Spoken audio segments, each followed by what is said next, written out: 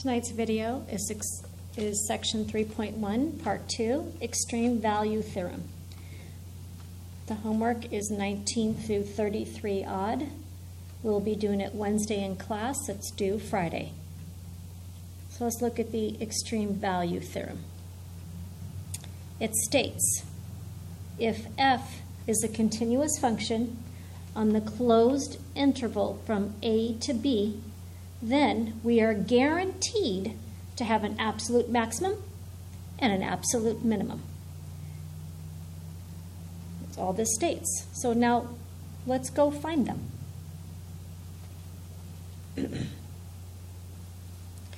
How do I find these absolute maximums and absolute minimums without having a graph? There's 4 steps.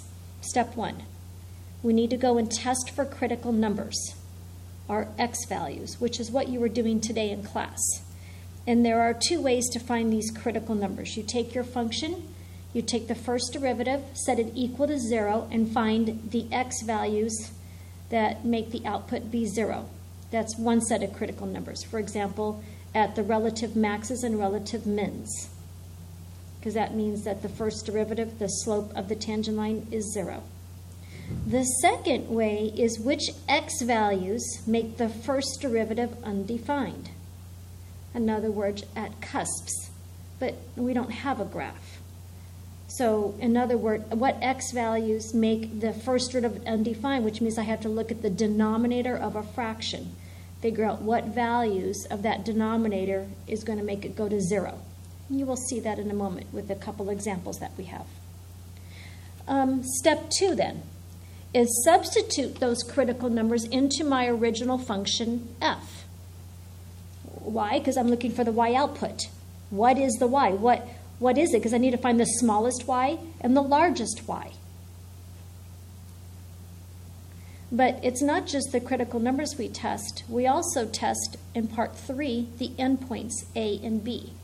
So you put f of a and f of b. You put a and b into the original function to get those 2 y outputs. So you're going to get y outputs from the critical numbers. You know, what is the y in the relative max and the relative min? And what is the y output of the 2 endpoints on the original function? Then step 4, it's just compare those y outputs in steps 2 and step 3. Which y output, or which number did you find, is the biggest? That's the absolute max. And which y, or what number did you find in 2 and 3 is the smallest? That's the absolute min. So let's see how this works in, I have 3 different examples to put in your notes this evening. So you have the odds. I'm going to do some evens. Here is the first one. F of x equals x cubed minus 12x in the closed interval from 0 to 4. Well, we are guaranteed an absolute max and an absolute min by the extreme value because f is continuous. There's no holes in that graph. It's a polynomial function. Okay, so let's go ahead and take the first derivative. That's 3x squared minus 12, and let's do step 1. Step 1, I'm going to find some critical numbers by setting that equal to 0. Where is the slope of my first derivative equal to 0? And so I'm going to find all the factors, set it all equal to 0, and I get 2 and negative 2. Those are 2 critical numbers that I found so far. But there's a second way of getting critical numbers, and that is what x values is going to make this undefined, but this is not a fraction. So there's no way to make this undefined. So there are no other values in step 2, no more critical numbers. Step 2, what was that? Substitute my critical numbers into my original function. So I have 2 and negative 2. I put it back into my original function. And my output is 16. I put 2 into my original function, and I get a negative 16. And remember, I'm going fast because I'm trying to keep the YouTube video short. So hopefully you're stopping this and taking a look at what I'm doing. Step 3 now is to test the endpoints. The endpoints are, well, let's take a look at them again, 0 and 4, my a and my b in my closed interval. So put in f of 0, I get a 0. Put f of 4, and I get a 16. Did you notice I'm boxing all these? These are all the y outputs. Now I'm going to use them in step 4. What is my absolute max and my absolute min? Well, here's the smallest number I boxed, and this is the largest number. So 4, the absolute extrema is 16 and negative 16. The absolute maximum is 16 at 2 places, at x equals negative 2 and at x equals 4. And the absolute minimum is negative 16, and that is at x equals 2. Done. And that's without a graph. That's algebraically finding it. Let's do another problem. I'm going to do number 26.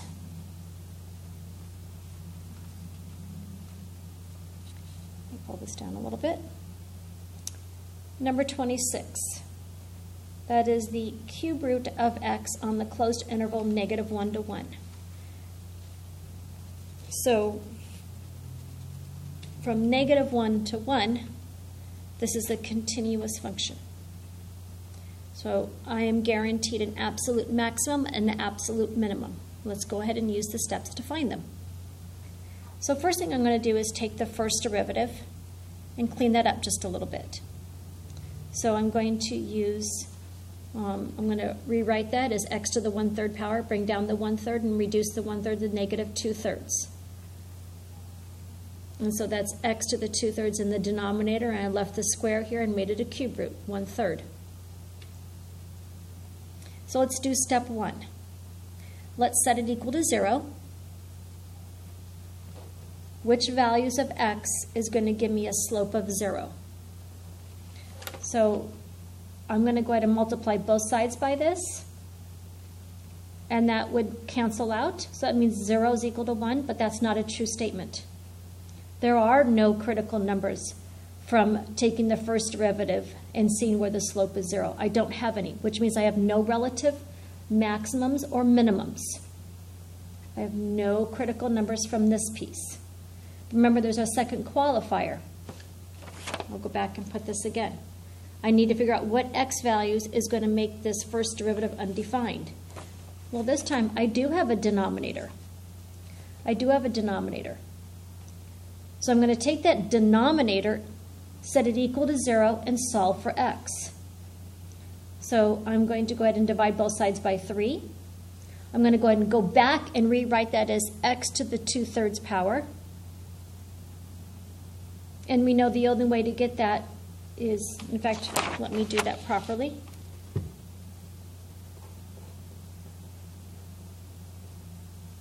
So that's 3/2, because that's going to make it x to the 1st power. And 0 to the 3/2 power is still just 0. So this is a critical number. This is a critical number from finding out what value for x will make this undefined. Undefined, remember, means a number over 0. So you look at the denominator. So the value 0 will. So take a look at that again. You put 0 down here. 0 times 3, that's just 0. So my value 0 will make this first derivative undefined, which means it's a critical number. I'm going to box that in. Now let's go to step 2. Step 2 was to take my critical number, which is only one of them, and substitute it back into the original function. That's the cube root of x. And so that's just 0. So I box that in. Now this was a critical number. This could be an absolute max or an absolute min. So step 3 says to substitute in my endpoints from my closed interval from A to B. This is my A, f of negative 1. That's negative 1. F of 1 is the cube root of 1, which is 1. So these are my 3 y values. Now I'm going to go to step 4. I'm going to determine what my absolute extrema are. The absolute extrema is from negative 1 to 1. That's my lowest and that's my highest. 0 is in the middle. So the absolute maximum is 1 at x equals 1. The absolute minimum is negative 1 at x equals negative 1. Done.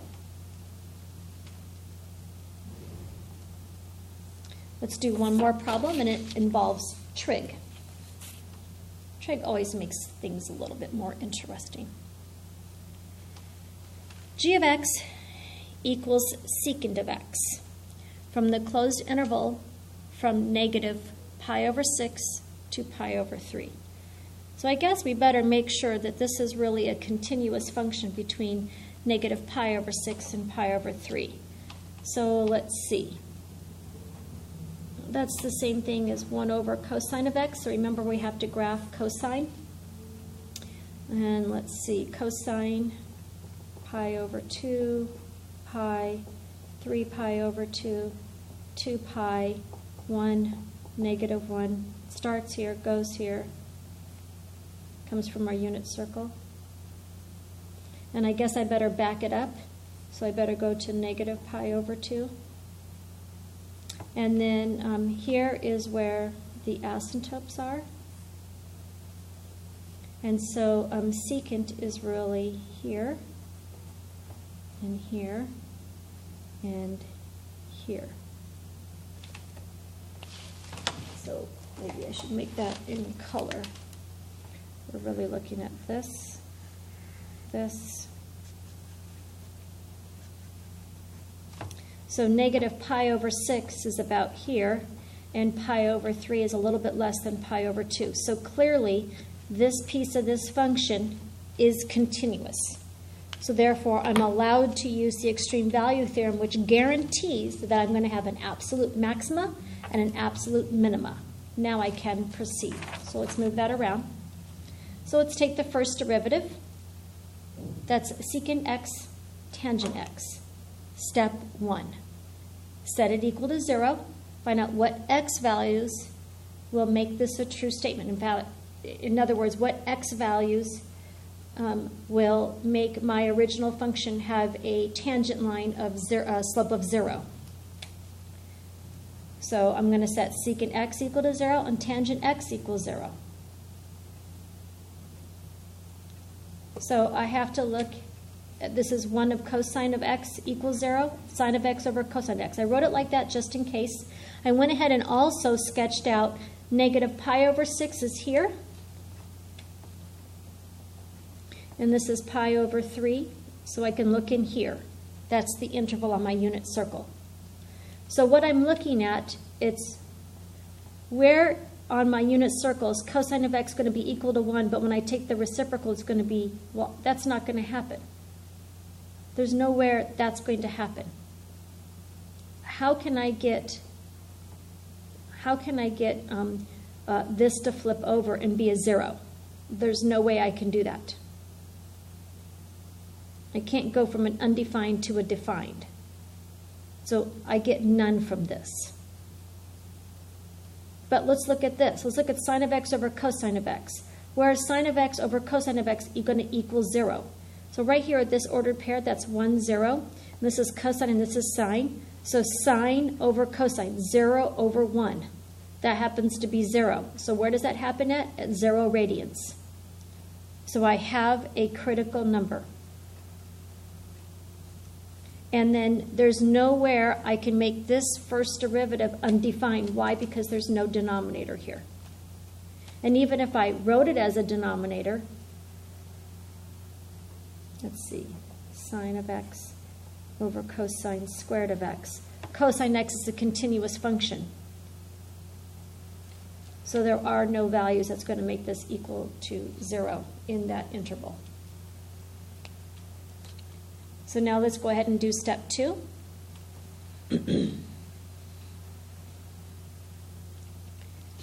So g of 0, I'm going to put that back into my original function, equals secant of 0, which is 1 over cosine of 0. So at 0, it is 1. Make that a fraction, 1 over 1, and take the reciprocal of it. That's 1. That was the only critical number that I have.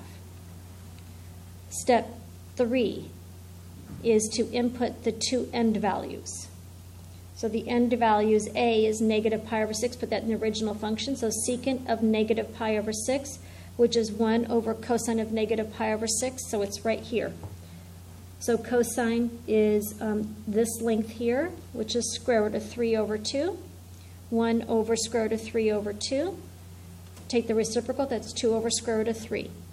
I box that in. There's a y output, there's a y output. The other endpoint is g of pi over 3. Well, right here is pi over 3, and so cosine of that is the short side, it's 1/2. So it's 1 over cosine of pi over 3, which is 1 over 1/2, which is equal to 2. So I have a y value of 1, 2 over square root of 3, and 2, and this is approximately 1.7. So we can see that these two are going to be my extrema. The absolute extrema is 1 and 2. So the absolute maximum is 2 at x equals pi over 3, and the absolute minimum is 1 at x equals 0. Thank you.